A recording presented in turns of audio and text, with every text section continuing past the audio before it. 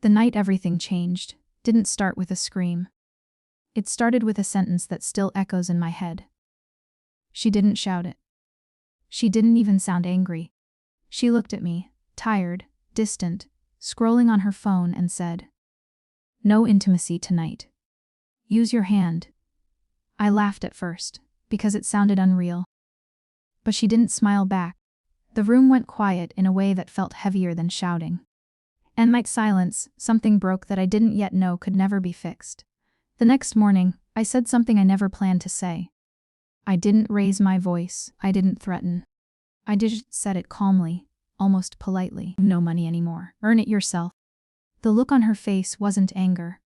It was shock. Like she had finally noticed I was still there. What happened between those two sentences destroyed a marriage. What happened after? Nothing. And when I heard she got married again. Fast. Too fast. That's when everything started to feel wrong. Before I go any further, if stories about betrayal, quiet revenge, and emotional truth pull you in, you'll feel at home on Betrayal Uncovered. Tap like, subscribe, and stay with me, because this story doesn't rush. It reveals itself slowly, just like real pain does. We were married for 11 years, not perfect years. Not movie love years. But solid years. Or so I thought. We had routines. We had bills. We had silence that felt normal. Maybe that was the problem. I worked long hours. She stopped working 3 years before the end. She said she needed rest. I said okay. I always said okay. The intimacy faded slowly, then suddenly. At first it was excuses. Headaches. Alright, stress. Later it became annoyance, like my wanting her was an inconvenience. When she said those words, it wasn't about sex.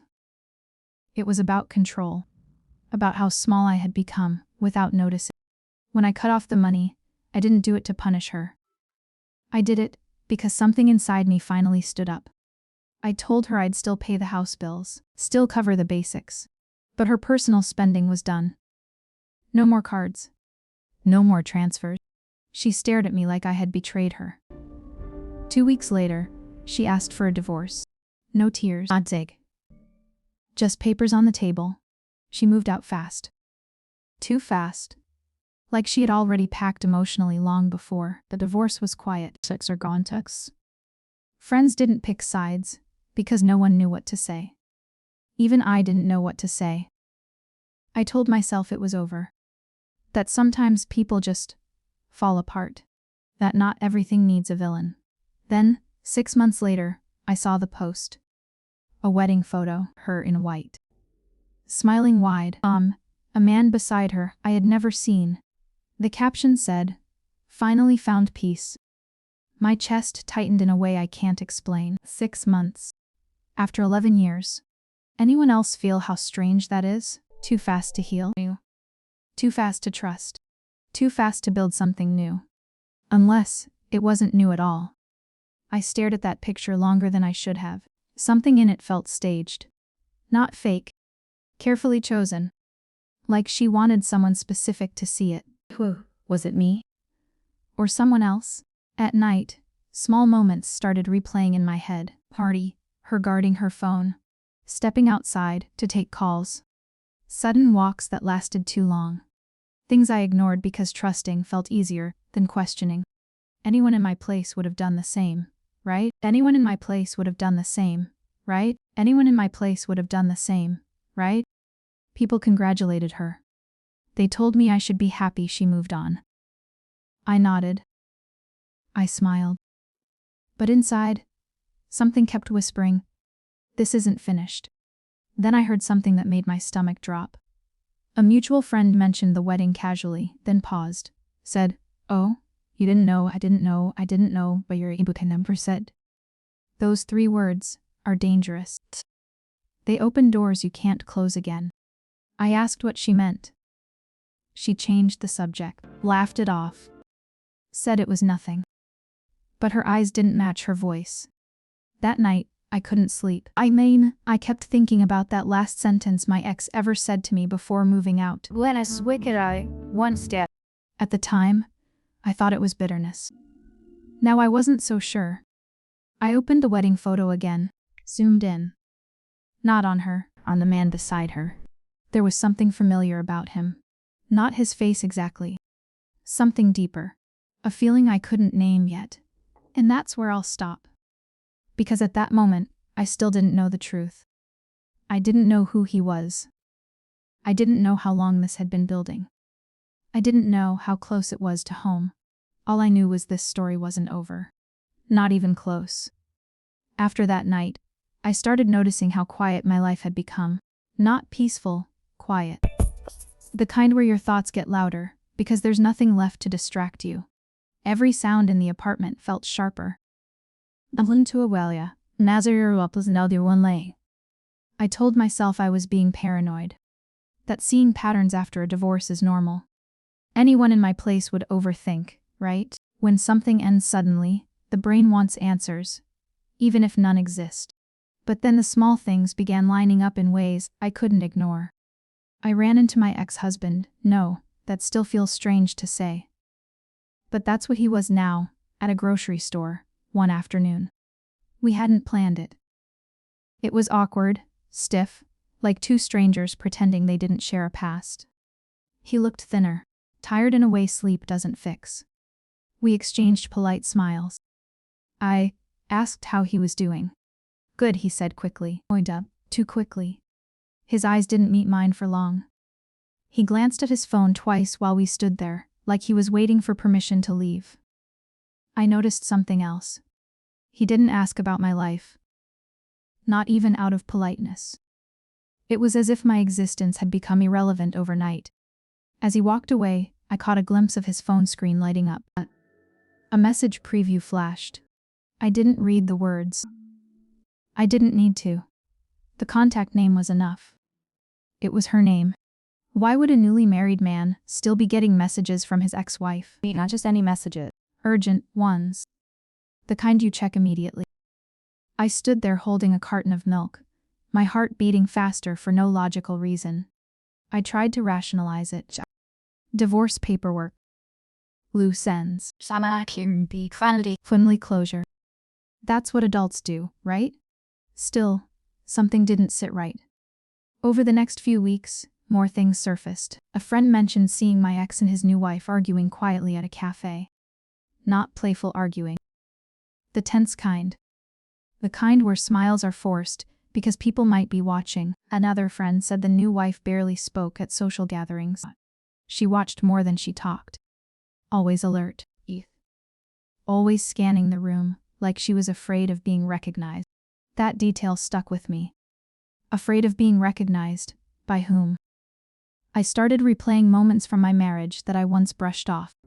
Times when my ex would suddenly become emotionally distant, for no clear reason. It's days when he would cancel plans last minute, saying work came up, but refusing to elaborate. I remembered how defensive he became whenever I asked simple questions. Becomes here. I told myself I was being needy. Insecure. Too sensitive. Now those memories felt different. Sharper. Like puzzle pieces I'd shoved under the couch and forgotten. One evening, curiosity got the better of me. I looked up the new wife online. Her profiles were oddly empty. No childhood photos. No long history, just recent posts. Carefully curated, as if someone had erased her past and replaced it with a clean slate. That alone isn't a crime. Some people value privacy, but combined with everything else, it made my chest tighten. I found a single tagged photo from years ago. A blurry group shot, a birthday party. She stood in the corner, half hidden, laughing at something outside the frame. I zoomed in. Line the right, and thought, I had seen that smile before. Not recently. Not clearly. But somewhere deep in my memory, it stirred recognition. Like a song you don't remember knowing, yet somehow know all the words to. I closed my laptop. My hands were shaking. I told myself to stop, to let go, to move on. But moving on is hard when the past keeps tapping you on the shoulder. That night, I remembered a conversation from the last year of my marriage. I had asked my ex why he felt so far away lately. He didn't look at me, He just said, "Some things are complicated, you wouldn't understand." At the time, I accepted that answer. Now it sounded like a warning. Days later, I received a message from an unknown number. No name. No picture. Just a sentence. "You're closer to the truth than you think." I stared at my phone for a long time before replying. "Cromwell's?" I typed. Deleted. Text again. Based. To Marta. Finally, I asked who it was. The reply came almost instantly. "Presto everyone and her teachers from the liquid." My heart raced. Was this a prank? A mistake? Or someone finally opening the door I'd been standing in front of for months? I asked what they meant. 3 dots appeared. Then disappeared. Then appeared again. The final message was short. "Making me directly fright." I sat there, the room feeling suddenly smaller. Faces from my past drifted through my mind. Neighbors. People I trusted without question. One face lingered longer than the others. A face I hadn't thought about in a long time. Someone who knew my routines, my schedule, my how you fare me. That's when the realization hit me, cold and sharp. This wasn't about a new beginning for them. It never was. This had been forming long before the divorce, right under my nose. I didn't sleep after that message. Not really. I lay there staring at the ceiling, replaying years of my life like scenes from a movie. I suddenly realized I'd misunderstood. Every time I thought I had the full picture, another shadow appeared at the edge of the frame. "Look at who was around you before the marriage ended." That sentence kept repeating in my head. I started listing names. People who had been close enough to notice cracks, close enough to slip through them. Friends from work.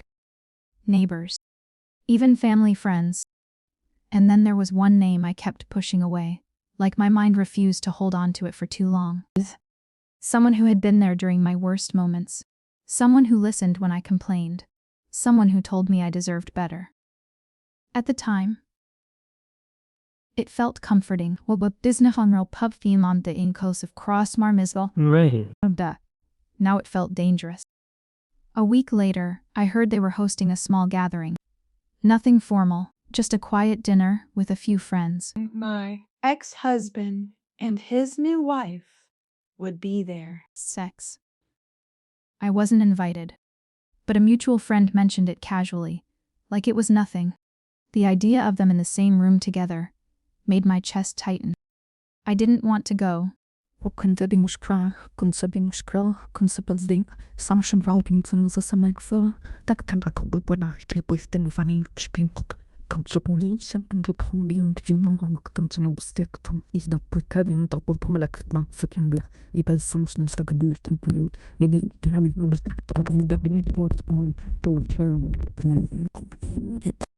My coldness appears and makes the ground to his revel. I told myself. why he put move come talk let's go But my body reacted before my logic could catch up. I needed to see her. Not to confront. Not to cause a scene. Just to understand why everything felt so wrong. That evening, I sat in my car outside the house longer than I should have. The lights inside glowed warm and inviting. Laughter drifted through an open window. Stad concorkt, subsest. Suicide kan sotleft concorting bien English, bang of pidagatic bois. Too normal. I reminded myself I was doing this for closure. That's what people say when they're about to hurt themselves emotionally. I walked in quietly, blending into the background. No one expected me, but no one stopped me either. People smiled awkwardly. Some looked surprised. Others avoided my eyes completely. Then I felt it. That shift in the air. That instinctive awareness that someone important had entered the room. She was across the space, her back turned to me. Her posture was familiar. The way she tilted her head slightly when she listened. The way her hands moved when she laughed softly. My heart started pounding. Not with anger, manic, with recognition. Flashbacks hit me all at once. Late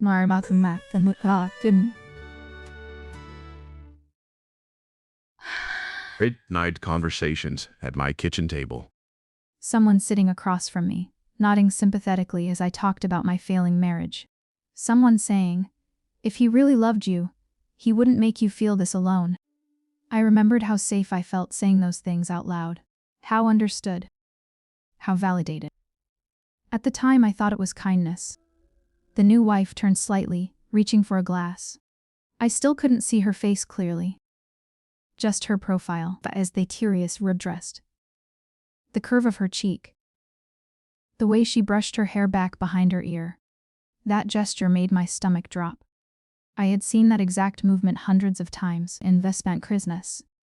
On my couch. In moments I thought were private. My ex-husband noticed me then. Our eyes met across the room. The color drained from his face. He looked terrified. Not guilty, not angry. Afraid. He took a step toward me, then stopped, like he wasn't sure which direction would hurt less. The room felt smaller with every breath I took. Conversations faded into background noise. I could hear was my own heartbeat. This wasn't random. This wasn't coincidence. This wasn't a rushed rebound marriage. This was something that had been growing quietly while I was still married. While I was still trusting. While I was still trying. The woman finally turned more toward the room, laughing at something someone said. Her face was still partially hidden. Just enough to keep the truth out of reach for one more second. I knew, in that moment, that once I saw her fully, nothing would ever feel the same again. I took one step forward. And she turned toward me. She turned toward me. And the world didn't stop. It cracked. It was her. The woman who had sat at my kitchen table while my marriage was falling apart. The one who told me I wasn't crazy. The one who said I deserved more. The one I trusted. My best friend. For a second, no one spoke. Her smile froze midair, like it had nowhere to land. Her eyes widened just a little, then softened, as if she'd been preparing for this moment longer than I had. Everything rushed back at once. The late-night talks, the wine glasses, the way she always seemed to know exactly what to say when I felt lonely. How she encouraged me to stand up for myself. How she nodded when I said intimacy felt like a chore in my marriage. How she once said, half joking, some men don't realize what they have until it's gone. I finally understood why the distance in my marriage didn't start with my husband. It started with her presence between us. Quiet. Patient. My ex-husband couldn't look at me. He stared at the floor like a child caught doing something unforgivable. And in that moment, I realized something important. He wasn't the mastermind. He was the weak point. She stepped closer, lowering her voice. I wanted to tell you, she said. The words sounded practiced. Polished. I almost laughed. Because she knew exactly how. She just didn't want to. It all connected then. Why my marriage dried up emotionally. Why intimacy became transactional. Why my husband seemed torn between guilt and relief. Why the divorce felt pre-planned. Why the new marriage happened so fast. They didn't fall in love after my marriage ended. They waited for it to end. She had been watering doubt while pretending to comfort me, feeding him validation while I was busy questioning myself. Standing in the middle, playing both sides, until the structure collapsed. I didn't scream. I didn't cry. Support. I didn't expose them in front of everyone. That power belonged to me, and I chose not to spend it there. I looked at her once more. Not with anger, and like, sir. And that's when I understood the final truth. The cruelest betrayals don't come from enemies. They come from people who know exactly where you're weakest. I walked out without another word. The night air felt cold but honest. For the first time, in a long time, I wasn't confused. I wasn't doubting myself. I wasn't wondering what I did wrong. See, I had my answer. Healing didn't happen overnight, but neither did the betrayal. And understanding that changed everything. If this story hit something inside you, you're not alone. Betrayal Uncovered exists because too many people carry these stories silently. Tell me in the comments what you would have done in my place. Would you have confronted them or walked away like I did? And if you know someone who's been hurt by betrayal, they never saw coming. Share this story with them. Sometimes, knowing you're not crazy is the first step to healing. The night everything changed didn't begin with shouting or slammed doors. It didn't come with a warning. It arrived quietly, wrapped in exhaustion, sitting between us on the edge of the bed like it had been there for years, waiting for me to finally notice. She didn't even look at me when she said it. Her phone glowed against her face, her thumb scrolling endlessly, as if what she was about to say didn't matter enough to pause for. "No intimacy tonight," she said calmly. Then almost casually, like she was reminding me to turn off a light, she added, "Use your hand." For a second, I honestly thought she was joking. I let out a short laugh, waiting for her to smile, to say she was kidding, to soften it somehow. She didn't. Her face stayed flat, detached, almost bored. That silence that followed wasn't empty. It was heavy. The kind of silence that presses against your chest and makes you suddenly aware of how alone you are, even when someone is sitting right next to you.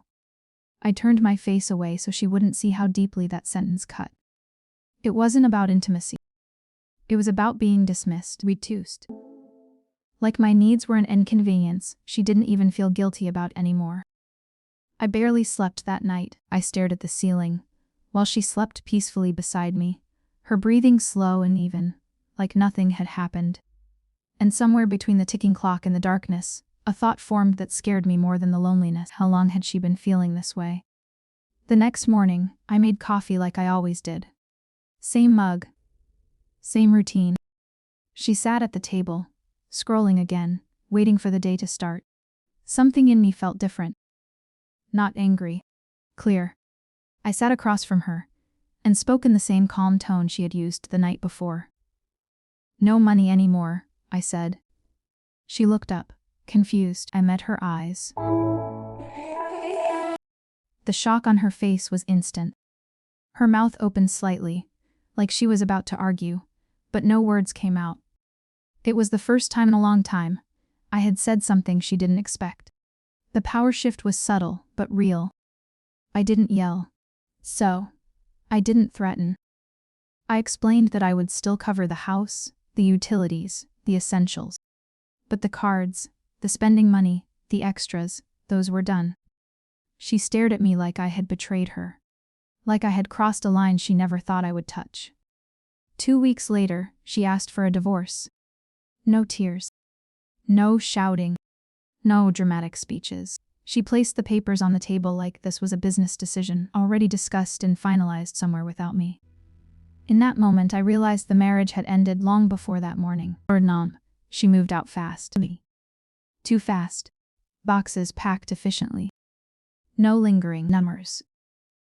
No hesitation. Almost like she already knew where she was going. The divorce itself was quiet. Friends didn't know what to say. Some avoided the topic altogether. Others said things like, "These things just happen," or at least, "It ended peacefully." I nodded and agreed because it was easier than explaining a pain I didn't fully understand myself. I won. I know you. That we grew apart. That intimacy fades sometime. That not every marriage has a villain. Burn you to mad. Then, 6 months later, I saw the post. A wedding photo. Her in white. Smiling brightly. Too brightly. A man stood beside her, his arm around her waist. His face half turned toward the camera. I didn't recognize him. The caption read, "Finally found peace." My chest tightened in a way I wasn't prepared for. 6 months, after 11 years together. Anyone would feel that twist in their stomach, right? It was too soon to heal. Too soon to trust. Too soon to build something that looked so complete. People congratulated her in the comments. Heart emojis, messages about new beginnings. I stared at that photo, longer than I should have, trying to convince myself I was happy for her. But something felt wrong. Not dramatic wrong. Not obvious. You jump down. Like a painting, where everything looks perfect, until you notice one detail that doesn't belong. I zoomed in on the picture. Not on her face. On his. There was something familiar there. A feeling. Like my body knew something my mind hadn't caught up to yet. That night, memories started resurfacing without permission. Really, her guarding her phone, stepping outside to take calls. Sudden walks that lasted longer than they should. Moments I ignored because questioning them felt like accusing her. And I didn't want to be that person. Was I blind? Or was I just trusting?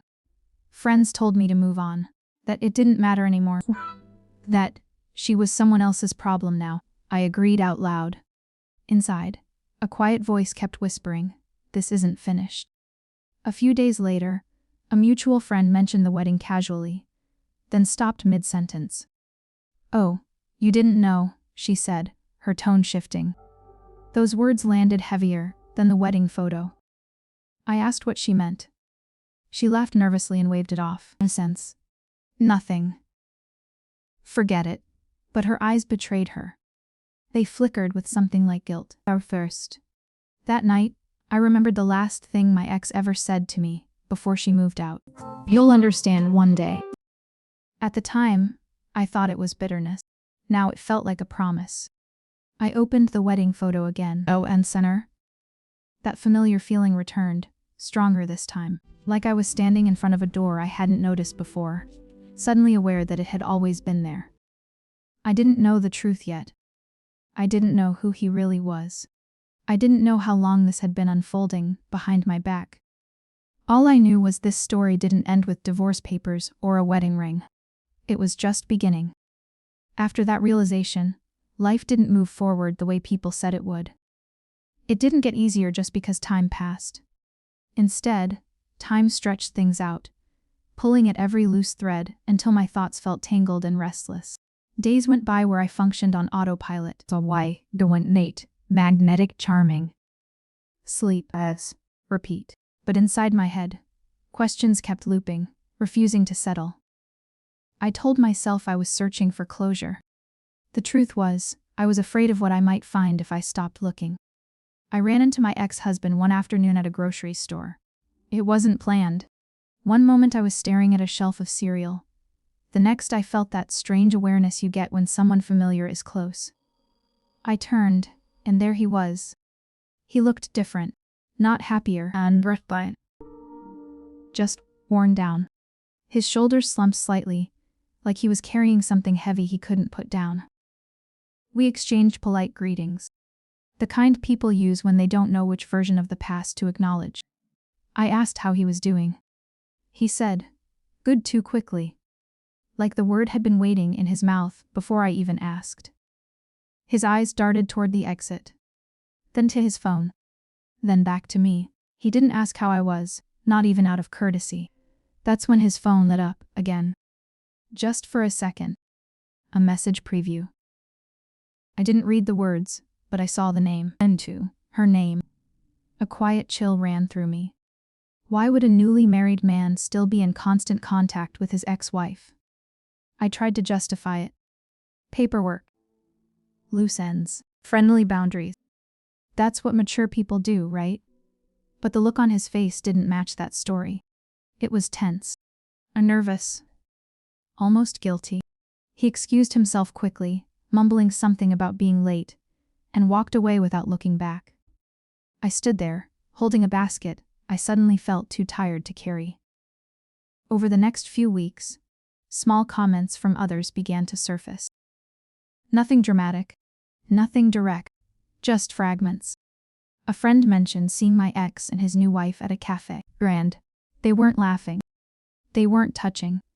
They sat close but separate. Voices low, eyes alert, like they were afraid of being overheard. Another acquaintance said the new wife barely spoke at gatherings. She watched people carefully, listened more than she talked, like she was studying the room. That detail stuck with me longer than it should have. Studying for what? Studying for what? Or for whom? I started replaying moments from my marriage that I once brushed off as normal stress. Times when my ex became emotionally distant without explanation. Evenings when he canceled plans last minute, claiming work emergencies but refusing to elaborate. The way he got defensive when I asked simple questions, as if curiosity itself was an accusation. Back then, I blamed myself. I told myself I was being insecure, too sensitive, that strong relationships didn't need constant reassurance. Now those memories felt heavier. Reframed. What? Chains I'd misread the first time. One night, curiosity pushed me to do something I had avoided. I looked up the new wife online. Her profiles were strangely clean, no long history. No old posts. No messy trail of life moments. Just recent photos, carefully chosen. A chick starring I'm Boris. It felt less like privacy, and more like erasure. I scrolled until I found a tagged photo from years ago, running any firms officious. Tagging agree. Murding her twice to give so this copper seemed to understand and the answer cross. A group of people crowded together. She stood off to the side, half hidden, laughing at something outside the frame. I zoomed in. My breath caught. There was something about her expression. Not the face itself. The familiarity of it. A feeling that rose from somewhere deep and uncomfortable. I had seen that smile before. I just couldn't place where. I closed the screen, my hands shaking slightly. I told myself to stop digging. To let the past stay where it was. But the more I tried to move on, the louder my instincts became. That night, I remembered a conversation from the last year of my marriage. I had told my ex I felt invisible. Oh, my favorite grad. He just said, "Some things are complicated. You wouldn't understand." At the time, I accepted that answer. I thought maturity meant not pushing. Now it sounded like a dismissal wrapped in mystery. A few days later, my phone buzzed with a message from an unknown number. No name. No photo. Just a single line. You're up in what the tub. You're closer to the truth than you think. My heart started racing. I stared at the screen, half expecting the message to disappear. I didn't respond right away. I paced. I sat, Finally, I typed back, asking who it was. The reply came almost immediately. I asked what they meant. The typing dots appeared, paused, disappeared, appeared again. The final message read, "Look at who was around you before the marriage ended." The room felt suddenly smaller. Faces from my past drifted through my thoughts. Friends.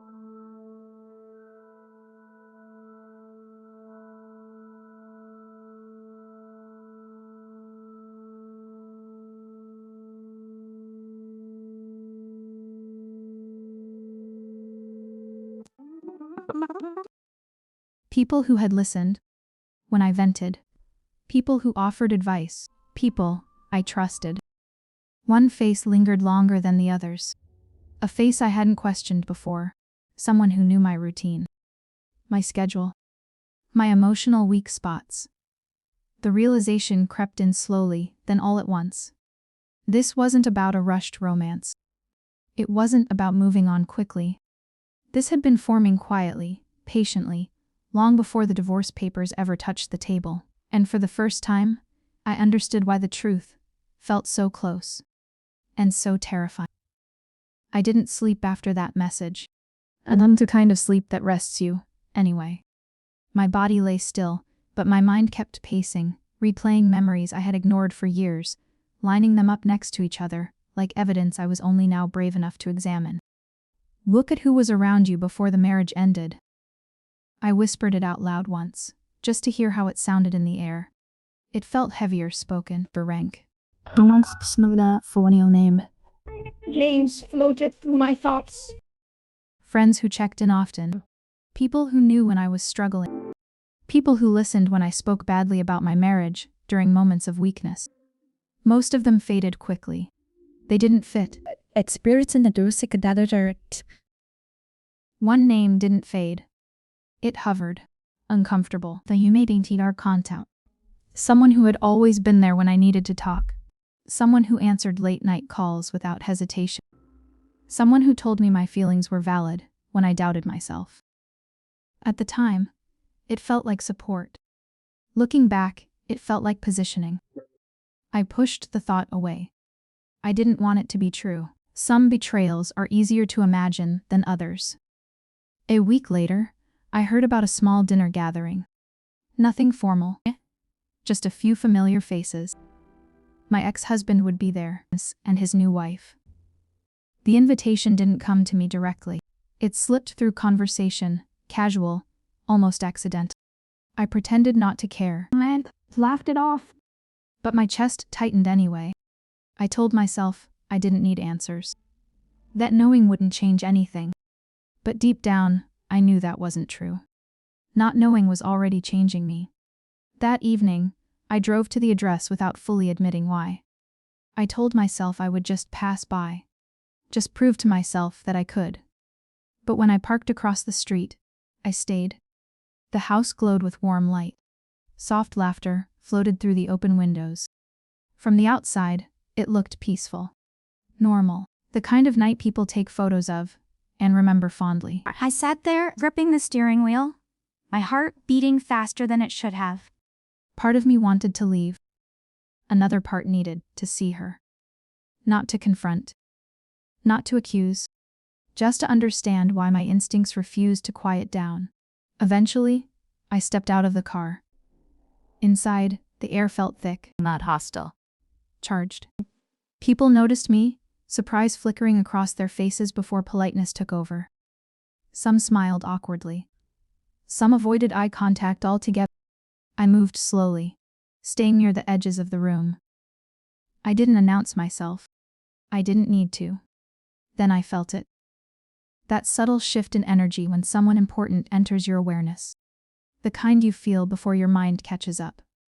She stood across the room, her back to me, the new wife. I couldn't see her face yet. But her posture stirred something deep and unsettling. The way she leaned slightly when listening. The relaxed confidence in her stance. The familiarity of it made my stomach tighten. My pulse quickened. Memories flooded in without warning. Late nights at my kitchen table, the two of us talking while my husband slept upstairs. Her voice soft and reassuring. Her telling me I wasn't imagining the distance. That anyone would feel neglected in my place. I remembered how relieved I felt after those conversations. How validated. Yoursel. At the time, I thought that was friendship. She laughed at something someone said. A quiet, controlled sound. Her hand lifted instinctively to brush her hair back behind her ear. That movement hit me like a physical blow. I had seen it too many times before. In my home. On my couch. Across from me while I poured my heart out. My ex-husband noticed me then. Our eyes locked across the room. The color drained from his face so fast it scared me. He didn't look angry. He didn't look defensive. He looked afraid. He took a step toward me, then stopped, like his body didn't know which direction was safer. His hands clenched at his sides. For the first time since the divorce, I saw the man I had been married to clearly. Weak. Cornered. Silent. The room felt smaller with every breath I took. Conversations blurred into background noise. All I could hear was my own heartbeat pounding in my ears. This wasn't coincidence. This wasn't a rushed relationship. This wasn't something that happened after the marriage ended. This had been growing quietly while I was still trying to fix things. While I was still blaming myself. While I was still trusting the wrong people. The woman shifted her weight and turned slightly. Still laughing. Still unaware that my entire understanding of my past was about to change. Her face remained just out of view. Close enough to feel real. Far enough to delay the truth for one more unbearable moment. I knew then that once I saw her fully, there would be no pretending anymore. I took a step forward, and she began to turn toward me. She turned fully toward me, and in that instant, every doubt I had been carrying collapsed into certainty. There was no confusion anymore. No room for denial. No space left for excuses. It was her. Not a stranger. Not a vague figure from the edges of my life. But the woman who knew my secrets. The woman who held my hand while I cried. The woman who sat in my kitchen late at night and told me I wasn't asking for too much. My best friend. For a moment, the room seemed to freeze around us. Her smile faded slowly. Like she had practiced this moment in her head, but still wasn't ready for it in real life. Her eyes searched my face, not with guilt, but with calculation, as if she was measuring how much I knew. No one else noticed the shift. Laughter continued somewhere behind me. Glasses clinked. Life moved on, completely unaware that mine had just split in two. I felt strangely calm. Not numb. Clear. Every memory rushed back, but this time, they rearranged themselves into something I could finally understand. The nights she encouraged me to talk. The way she always seemed to take my side, no matter what. How she subtly framed my marriage as something already broken. I siret and came for a maid that instrucast kvialhain. I thought she was helping me find my voice.